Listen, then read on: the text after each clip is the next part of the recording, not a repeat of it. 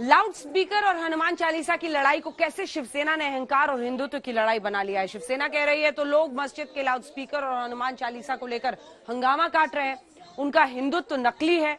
इतना ही नहीं, शिवसेना ने बीजेपी पर अपने मुखपत्र सामना से भी वार किया है। शिवसेना ने सामना में यहां तक लिख दिया कि लाउड स्पीकर और हनुमान चालीसा विवाद देश को डुबोने की साजिश है।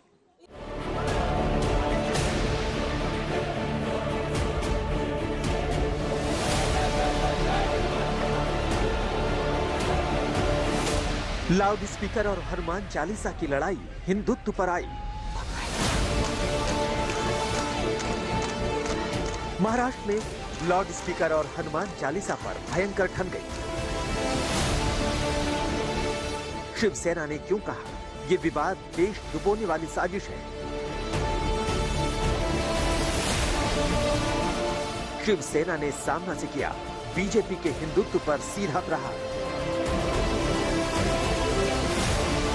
लाउड स्पीकर पर महाराष्ट्र सरकार ने कौन सा बड़ा फैसला सुनाया।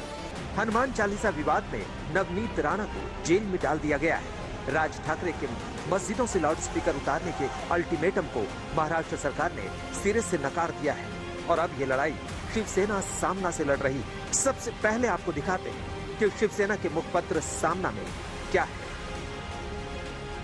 लाउड स्पीकर, रामनवमी, हनुमान चालीसा जैसे विवाद देश डुबोने वाली साजिश है। महंगाई और बेरोजगारी से ध्यान भटकाने के लिए दंगे का सहारा लिया जा रहा है। लाखों पढ़े लिखे बेरोजगार युवकों को ट्रॉलर बनने का काम दिया गया है। यही अब रोजगार है। देश में धार्मिक कला और नफरत किस स्तर तक पहुंच गई है और हमारे प्रधानमंत्री इस पर आज भी चुप है। मुश्किल है अब इस मुल्क में अमन की वापसी। बादशाह खुद यहाँ मुर्गे लड़ाता है। सामना में ये भी लिखा गया है कि धार्मिक घृणा के मामले में हिंदुस्तान का चरित्र अफगानिस्तान से भी ज्यादा बिगड़ गया है। अफगानिस्तान की बागडोर जिस प्रवृत्ति के लोगों के हाथों में है, वैसी तस्वीर भविष्य में हमारे देश में निर्माण हो सकती है। शिवसेना ने सामना में कहा है, हनुमान जयंती पर पहले शोभा यात्रा नहीं निकलती थी, लेकिन भंडारा जरूर होता था। लेकिन अब पूरे देश में हर स्तर पर नफरत फैलाने वाली विचारधारा बढ़ रही है और लोगों को धर्मांध होते देखा जा रहा है। इस परिस्थिति का कोई समाधान नहीं है। ऐसी मनोस्थिति में लोग जाने लगे हैं और अधिक से अधिक लोग चले गए तो देश का श्रीलंका अथवा अफगानिस्तान बनने में समय नहीं लगेगा। उद्धव सरकार सीधे सीधे बीजेपी पर प्रहार कर रही है। शिवसेना कह रही है कि बीजेपी ने हिंदुत्व के नाम पर जो हंगामा शुरू किया है उसका समर्थन नहीं किया जा सकता। हिंदुत्व एक संस्कार और संस्कृति है। शिवसेना ये भी कह रही है कि जो लाउड स्पीकर और हनुमान चालीसा पर हंगामा काट रहे हैं उनका हिंदुत्व नकली हिंदुत्व है। घंटाधारी हिंदुत्व नसून आमचं हिंदुत्व हे गदाधारी आहे। आम्ही कायम हिंदुत्वाच्या रक्षणासाठी हातामध्ये गदा घेतलेली आहे, तलवार घेतलेली आहे आणि गरज पडली तेव्हा अयोध्येमध्ये हातोडे सुद्धा घेतलेले आहे। तेव्हा हिंदुत्व आम्हाला कोणी शिकवण्याचं अतिशहाणपणा करू नये। हे जे दीड शहाणे आहेत त्यांना आम्ही आजही सांगतोय, कृपा करून शिवसेनेच्या वाड्याला जाऊ नका, मातोश्रीशी छेडछाड करू नका, 20 फूट खाली गाडले जा, हे मी कॅमेरा समोर सांगतोय। शिवसेनेच्या संयमाची परीक्षा पाहू नका। आज जे तुमच्या विषाला उकळी फुटलेली आहे हिंदुत्वाच्या नावाने, विष आहे, हे खरं हिंदुत्व नाही है। महाराष्ट्र में लाउड स्पीकर को लेकर विवाद राज ठाकरे ने शुरू किया था। उन्होंने करीब 14 दिन पहले अपनी ही पार्टी एमएनएस के एक कार्यक्रम में उद्धव ठाकरे सरकार से कहा था कि राज्य में मौजूद सभी मस्जिदों से लाउड स्पीकर को हटा देना चाहिए। उन्होंने कहा था कि अगर उद्धव सरकार ये काम नहीं करेगी तो वो उन लाउड स्पीकर को हटाकर मस्जिदों के सामने हनुमान चालीसा बजवाएंगे। राज ठाकरे ने मस्जिदों से लाउड स्पीकर हटाने के लिए 3 मई का अल्टीमेटम भी दिया था। महाराष्ट्रातल्या सगळ्या मशिदींवरच्या मौलवींशी तुम्ही त्यांना बोलवून घ्या, त्यांना सांगा सर्व मशिदींवरचे लाऊडस्पीकर हे उतरले गेले पाहिजेत, खाली आले पाहिजेत। 3 तारखेनंतर तुम्हाला कोणताही त्रास आमच्याकडनं होणार नाही। राज ठाकरे के 3 मई के अल्टीमेटम पर महाराष्ट्र के गृह मंत्री दिलीप वळसे पाटिल ने सर्वदलीय बैठक बुलाई। इस बैठक में 28 पार्टियों के नेताओं को बुलाया गया था। लाउड स्पीकर के मुद्दे को लेकर सुप्रीम कोर्ट का 2005 का आदेश क्या कहता है, इस बारे में चर्चा हुई। हालांकि इस मीटिंग में राज ठाकरे शामिल नहीं हुए। बीजेपी नेता और पूर्व मुख्यमंत्री देवेंद्र फडणवीस ने भी मीटिंग का बहिष्कार किया। मीटिंग में गृह मंत्री दिलीप वलसे पाटिल ने साफ साफ कह दिया कि लाउड स्पीकर को लेकर कोई नई गाइडलाइन नहीं बनेगी। सुप्रीम कोर्ट ने जो निर्णय दिया है, रात 10 बजे से सुबह 6 बजे तक लाउड स्पीकर के इस्तेमाल पर रोक है, उस रोक को अमल में लाया जाएगा। ये सिर्फ मंदिर मस्जिद का विषय नहीं है, ये सारे जो स्पीकर लगते हैं पूरा उसी का विषय है। सुप्रीम कोर्ट का जो एक ऑर्डर थी उसके हिसाब से आप देखें तो महाराष्ट्र सरकार ने 2015 से लेकर 2017 तक जो जीआर निकाले हैं उसमें अलग अलग जोन है, इंडस्ट्रियल जोन है, रेसिडेंशियल जोन है, कमर्शियल जोन है। ये सारे जोन्स के लिए अलग अलग डेसिबल तय करती है, जो लिमिट होती है। अभी इसमें मेजरमेंट की एक बात होती है, लेकिन अगर मेजरमेंट हर एक लाउड स्पीकर के लिए जाए तो हर एक धर्म को, हर एक जो सेलिब्रेशन होता है, फेस्टिवल होता है, उसको थोड़ी तकलीफ हो सकती है। इसलिए हमने यही कहा है, सारे जो दल थे वहां उन्होंने यही कहा है कि हम केंद्र सरकार से भी इस पे कुछ बातचीत करें। और दूसरा, क्योंकि ये सुप्रीम कोर्ट का मामला है तो जो भी सुप्रीम कोर्ट की ऑर्डर्स है उसका फॉलो अप होना चाहिए, लेकिन ये फॉलो करते हुए किसी को भी तकलीफ ना हो, यही हमारा मानना है। लॉ एंड ऑर्डर का इश्यू ना हो, ये भी हम उस पर बात पक्की करके आ जाए। हमारी भूमिका स्पष्ट है, सुप्रीम कोर्ट और हाई कोर्ट के आदेशों का पालन होना चाहिए। अब लाउड स्पीकर और हनुमान चालीसा पर महाराष्ट्र के अंदर घमासान, जिस तरह से अहंकार और अपने अपने हिंदुत्व की लड़ाई बन रहा है, पहले राज ठाकरे और अब नवनीत राणा ने इस लड़ाई को और आगे बढ़ा दिया है।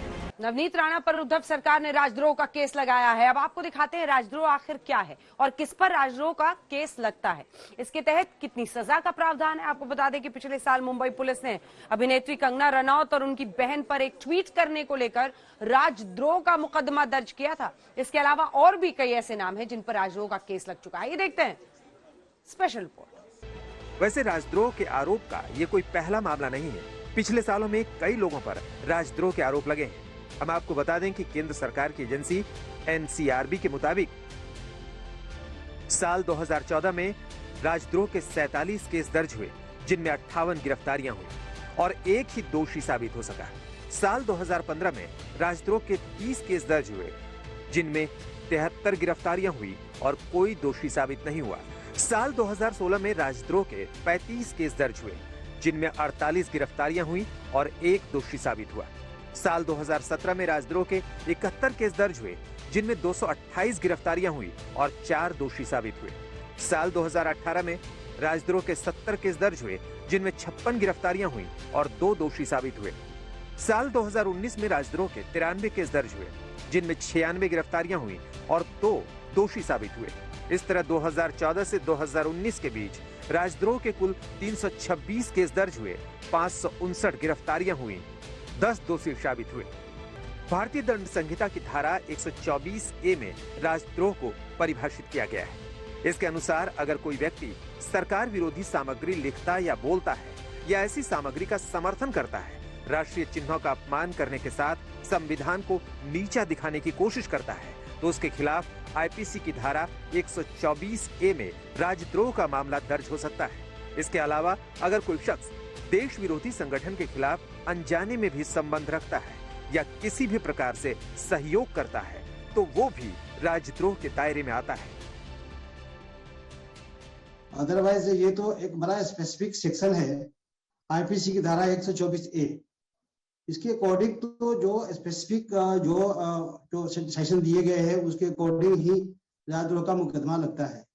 लेकिन आजकल एक प्रचलन हो गया है कि किसी मामले में पुलिस भी अपनी चीजों को देखती नहीं है और किसी भी एफआईआर में 124A का उल्लेख कर देती है और उसको इंडिकेट कर देती है। तो इसको एक सियासी कह सकते हैं। बाकी इसको जो कोर्ट का प्रोसीजर होता है उसमें जाके चार्जशीटों को फिर जस्टिफाई करना पुलिस के लिए बड़ा मुश्किल होता है। कई केसेस में हमने देखा है कि उसको कोर्ट में फिर ये चीजों को जस्टिफाई नहीं कर पाती है। हम आपको बता दें कि राजद्रोह गैर जमानती अपराध है। राजद्रोह के मामले में दोषी पाए जाने पर आरोपी को 3 साल से लेकर उम्र कैद तक की सजा हो सकती है। इसके अतिरिक्त इसमें जुर्माने का भी प्रावधान है। आपको याद होगा कि जेएनयू राजद्रोह केस में छात्र संघ के पूर्व अध्यक्ष कन्हैया कुमार, पूर्व छात्र उमर खालिद समेत 10 लोगों को आरोपी बनाया गया था। अब भी मामला कोर्ट में है। दिल्ली सरकार ने केस चलाने की मंजूरी दी तो कन्हैया कुमार ने फास्ट ट्रैक कोर्ट में स्पीडी ट्रायल की मांग की और कहा कि अब इस केस को गंभीरता से लिया जाए। 2020 में हार्दिक पटेल को राजद्रोह मामले में गिरफ्तार किया गया था। उन्हें 3 दिन जेल में रहना पड़ा और फिर उन्हें जमानत मिली। हार्दिक पटेल के खिलाफ पाटीदार आरक्षण रैली के बाद हिंसा के मामले में दायर राजद्रोह के मामले में गैर जमानती वारंट जारी किया गया था। विवादास्पद राजनीतिक कार्टूनिस्ट और कार्यकर्ता असीम त्रिवेदी को साल 2010 में राजद्रोह के आरोप में गिरफ्तार किया गया था। क्लाइमेट एक्टिविस्ट दिशा रवि, डॉक्टर कफील खान से लेकर शफूरा जरगर तक ऐसे कई लोग हैं जिन्हें राजद्रोह के मामले में गिरफ्तार किया जा चुका है। आज तक